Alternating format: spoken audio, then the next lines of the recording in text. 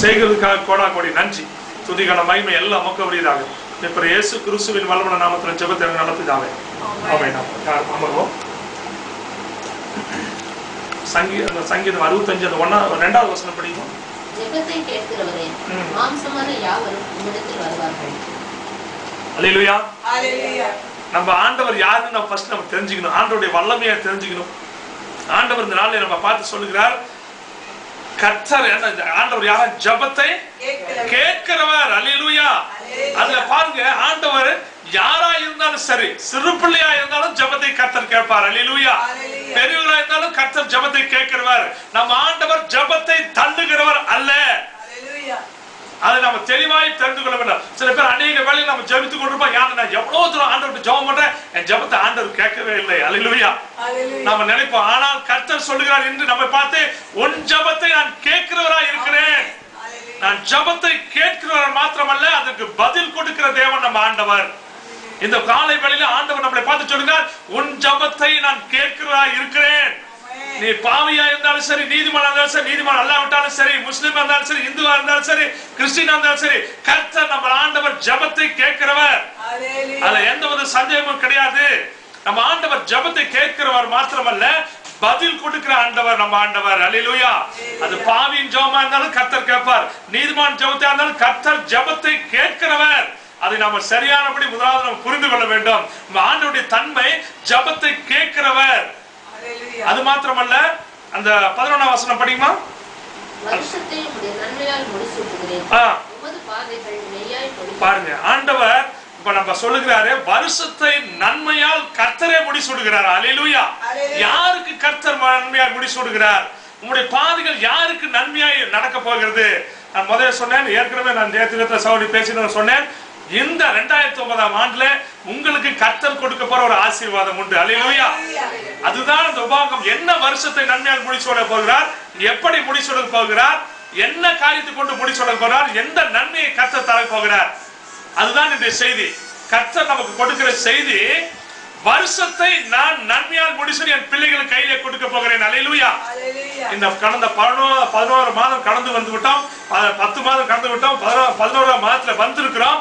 ஆனால் ஆண்டவர் இந்த 2009 எங்க எத்தனையோ வருஷம் நாம எவ்வளவு போராடிட்டு பார்த்து ஜெபம் பண்ண பிரதர், ஒண்ணுமே ஒரு கிடைக்கல, ஒரு ஆசீர்வாதத்தினால் பெற்றுக்கொள்ள முடியல. ஏதாவது இந்த வருஷம்னாச்சு 2009 எப்படி இருக்கும் என்று நம்ம கலங்கி கொண்டிருக்கிற வேளையில ஆண்டவர் சொல்லுகிறார், இந்த வருஷம் வருகிற 2009 கர்த்தர் உங்களுக்கு நன்மையால் முடிசூட போகிறார். அல்லேலூயா. வருஷம் முழுவதும் நன்மையால் முடிசூட போகிறார். இனி கஷ்டம் என்பதை வரவே வராது. இதை நான் சொல்லவில்லை, பரிசுத்த ஆவியானவர் இறங்கி வல்லமையா இறங்கி பேசிக் கொண்டிருக்கிறார். அல்லேலூயா. நீ பட்ட கஷ்டம் போதும், என் மகள் பட்ட கஷ்டம் போதும், என் மகன் பட்ட கஷ்டம் போதும், உங்களுக்கு நான் இந்த வருகிற வருஷத்தை ஆசீர்வதித்து தர விரும்புகிறேன். வருஷத்தை கர்த்தர் நன்மையால் முடிசூட விரும்புகிறார். அல்லேலூயா. வருஷத்தை நன்மையால் மாத்திரமல்ல, பாதைகள் நெய்யாய் பொழியும்படியாக. அதாவது அதனுடைய அர்த்தம் என்னன்னா, இந்த வருஷம் எப்படி ஆண்டவர் வருஷத்தை நன்மையை முடிசூட போகிறார், எப்படி நன்மை செய்ய போறார் என்பதை நம்ம காண போகிறோம். ஆண்டவர் சொல்லுகிறார், இந்த வருஷத்தை வருகிற 2009ஆம் ஆண்டிலே இந்த நாளில் உபவாச ஜெபத்தை கேட்டுக்கொண்டிருக்கிற அத்தனை நபர்களையும் கர்த்தர் 12 மாதமும் ஆசீர்வதிக்க விரும்புகிறார். அல்லேலூயா. ஒரு மாசம் ஆசீர்வதித்து விட்டு 11 மாசம் கைவிடுகிற தேவன் அல்ல. ஆண்டவர் வைராக்கியமா இறங்கி வந்த நாளிலே கர்த்தர் பேச விரும்புகிறார். அல்லேலூயா. ஆகையால் ஆண்டவர் சொல்லுகிறார், 12 மாதமும் நான் ஆசீர்வதிப்பேன். என்னோட ஆசீர்வாதத்தை என் ஜனங்கள் பெற்று அனுபவிக்க வேண்டும் என்று நான் ஆசை கொள்கிறேன் என்று ஆவியானவர் சொல்லுகிறார். அப்படி எப்படி வருஷத்தை நன்மையாக முடிச்சுடுகிறார் என்பதை நாம பார்ப்போம். அதுதான் உபாகம் 28ஆம் அதிகாரத்தில் சொல்லுகிறார். 1ஆம் வசனத்தை படிக்குமா? உன் தேவனாகிய கர்த்தர் தேவனாகிய கர்த்தருடைய கட்டளைகளின்படி எல்லாம் செய்ய நீ கவனமாய் இரு. அல்லேலூயா. இப்ப ஆண்டவர் சொல்லுகிற முதலாவது பின்னாடி வருது 14 வருஷம் வரைக்கும், 14 வசனம் வரைக்கும் ஆசீர்வாதத்தை கொடுக்கிறார். பல ஆசீர்வாதங்களை கர்த்தர் நாளிலே, ஒரு ஆசீர்வாதம் இல்ல. நம்ம எப்பவுமே வருஷம் வருஷம் சர்ச்சில் போனா ஒரே ஒரு வாக்குத்த வசனம் மட்டும் தான் ஆண்டவர் கொடுப்பார். ஆனால் இந்த நாளிலே வருகிற வருஷத்திலே இந்த 2009 கர்த்தர் அந்த உபாகம் 1ஆம் அதிகாரம் 28ஆம் அதிகாரம் 1 வசனத்திலிருந்து 14 வரையில் இருக்க ஆசீர்வாதத்தை தர விரும்புகிறார். அல்லேலூயா. இந்த வசனத்தை கொண்டு வருஷத்தை நன்மையால் முடிசூடி என் ஜனங்களுக்கு நான் வாக்களிக்கிறேன் என்று கர்த்தர் பேசுகிறார். ஆகையினாலே நாம செய்ய வேண்டியது ஒன்னே ஒண்ணுதான், கீழ்ப்படிதல். obediently நீங்க கர்த்தருடைய வார்த்தைக்கு கீழ்ப்படிந்தாயானால், இன்றைக்கு நான் கொடுக்கிற வார்த்தையின்படி செவி கொடுப்பாயானால், படிமா அந்த வசனத்தை உண்மையாய் செவி கொடுக்கணும். அதுதான் முக்கியம். எப்படி செவி கொடுக்கணுமா?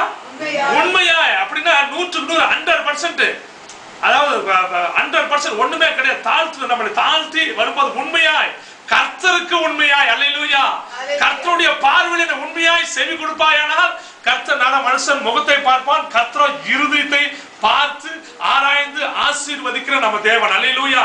நாம சொல்லுகிற ஆண்டவர் சொல்லுகிறார், உண்மையை உன்னிடத்தில் நான் எதிர்பார்க்கிறேன்.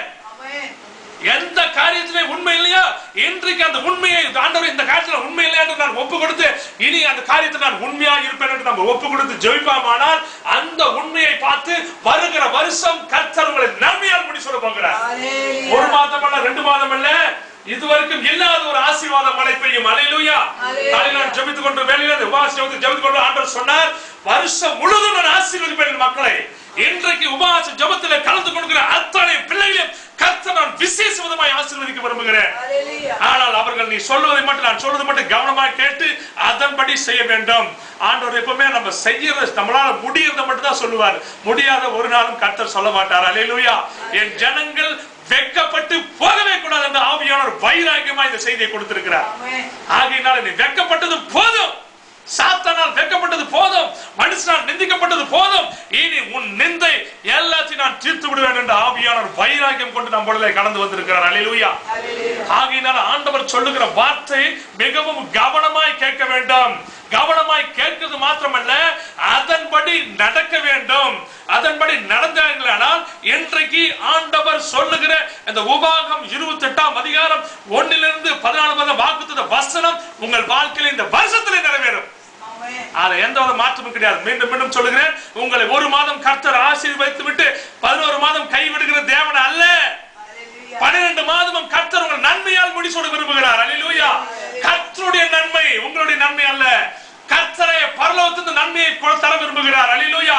உங்களுக்காக வானத்தின் பலகணிகள் திறக்கப்பட போகிறது. அல்லேலூயா. உங்கள் கையிலே கர்த்தர் சாவியை கொடுத்து திறந்து கொள் என்று சொல்ல போகிறார். அதான் உண்மை. அல்லேலூயா. அதுதான் வருஷத்தை நன்மையால் முடிசூடுகிறேன், உங்களுடைய பாதைகள் நெய்யாய் பொழிகிறது. அல்லேலூயா. கர்த்தர் நம்மளுக்கு வருஷத்தை ஆசீர்வதித்து தர விரும்புகிறார். 2வது வசனம் படிங்கம்மா. நீ உன் தேவனாகிய கர்த்தரின் சத்தத்துக்கு செவி கொடுக்கும்போது இப்பொழுது சொல்லப்படும் ஆசீர்வாதங்கள் எல்லாம் உன்மேல் வந்து உனக்கு பலிக்கும். யார் மேல் வந்து பலிக்கும்? கட்டளைகளை கைக்கொள்ளைகளுக்கு மாத்திரம் தான். அல்லேலூயா. ஆண்டவர் சொல்லுகிறார், என் கட்டளைகளை கை கொண்டு நட. என்ன ஆண்டவர் அந்த கட்டளை? அது அந்த பக்கத்துல ஒன்று அவர் சொல்லவில்லை. ஆவியானவர் நமக்கு சொல்லுகிற வார்த்தை அது மறைமுகமா மறைத்து வைக்கப்பட்டிருக்கிறது. இன்றைக்கு கர்த்தர் கொடுக்கிற கட்டளை என்ன? படிச்சீங்கன்னா அந்த கட்டளை பக்கம் பின்னாடி ஒண்ணுமே இருக்காது. ஆசீர்வாதத்தை மட்டும் தான் சொல்லிட்டே இருப்பார். சொன்னார் ஆண்டவர் என்ன கட்டளை, வருஷத்தை எப்படி நன்மையால் நம்ம முடிச்சுட போகிறார், வருஷத்தை எப்படி நம்ம நன்மையால் மாற்றிக்கொள்ள முடியும், அதுதான் இப்ப இந்த நாலு செய்தி. கீழ்ப்படிய சொன்னாரு, எப்படி கீழ்ப்படி சொன்னாதாங்க தெரியும் அப்படிங்கிற, அதுதான் ஆண்டவர் சொல்லுகிறார். எப்படி என்றால், யோபு பக்தன் என்று ஒருத்தர் இருந்தார். அல்லேலூயா. யோபு நம்ம ஜெபத்தை மதுவே சொன்ன ஜெபத்தை கர்த்தர் நம்ம ஆண்டவர் கேட்கிறவர். எப்படி ஜெபம் பண்ணால் கர்த்தர் நம்ம ஜெபத்தை கேட்பார். அல்லேலூயா. அதுதான் முக்கியமான காரியம். அப்பொழுது இந்த வார்த்தைக்கு கீழ்ப்படிய சொன்ன ஆண்டவர் எப்படி நம்ம ஜெபத்தை எதிர்பார்க்கிறார் என்றால், யோபு பக்தன் இருந்தார், அவரை கர்த்தர் ஆசீர்வதித்தார், பல மடங்கு ஆசீர்வாதத்தால் நிரம்பினார். ஆசீர்வாத போதிலும் அவர் சொன்னார், நான் பயந்த காரியம் எனக்கு நேரிட்டது. அல்லேலூயா. அப்ப கர்த்தர் ஆசீர்வதிச்சிருந்தாலும் அவருக்குள்ள என்ன இருந்ததா? பயம் இருந்தது. அல்லேலூயா. பயத்தை யார் கொண்டு வருவாங்க? பிசாசு. நல்லா நமக்கு தெரியும். ஆனா பயந்த உடனே நம்ம பயந்து காத்த முடிச்சிட்டு அப்புறம் ஆண்டவர் மேல ஒரு குறைய சொல்லிடுவோம். அல்லேலூயா. பயத்தை யார் கொண்டு வருவான்? சாத்தான் தான் கொண்டு வருவான். அல்லேலூயா. அப்ப யோபு பாருங்க, நல்ல கர்த்தர் ஆசீர்வதிச்சிருந்த போதிலும் ஆண்டவரே அது நடந்து விடுமா இது நடந்து விடுமான்னு சொல்லிட்டு தேவையில்லாத ஒரு பயத்தை கர்த்தர் யோபுக்கு இருந்தது. சரி, அந்த பயம் வந்ததுனால சாத்தான் தான் அந்த பயத்தை நமக்கு கொண்டு வருவான். அநேக வேலையிலே நாம பயப்படுறது காரணம் என்ன? பயத்தை ஒரு சில காலத்துல ஒண்ணுமே நடக்காத போய் நாமளே நம்மள சாத்தான் என்ன பண்ணுவான்? ஒரு பயத்தை கொண்டு வந்துருவான். அது நடந்துருமா இது நடந்துருமா இப்படி நடந்துருமா இப்படி நடந்துமான்னு சொல்லி நம்ம மனசுக்குள்ளே நம்ம பயத்தை சாத்தான் கொண்டு வைக்கிடுவான். அவன் டைரக்டா நம்ம கிட்ட மோதாதபடி ஒரு பயத்தை நம்ம இருதயத்துல கொண்டு வந்து விடுவான். அப்ப யோபுக்கு பாருங்க, சாத்தான் ஒன்னா போனா ஒரே ஒரு ஆண்டவர் நேரா போனா, ஆண்டவரே நீ அவனை சுத்தி அவர் உடம்பு சுத்தி என்ன பண்ணல? வேலி அடைக்கவில்லையோ? அந்த வேலையை எடுத்துறாண்டவர அப்பா என்ன பண்ணுவார்? சாத்தான் யோபு என்ன பண்ணுவார்?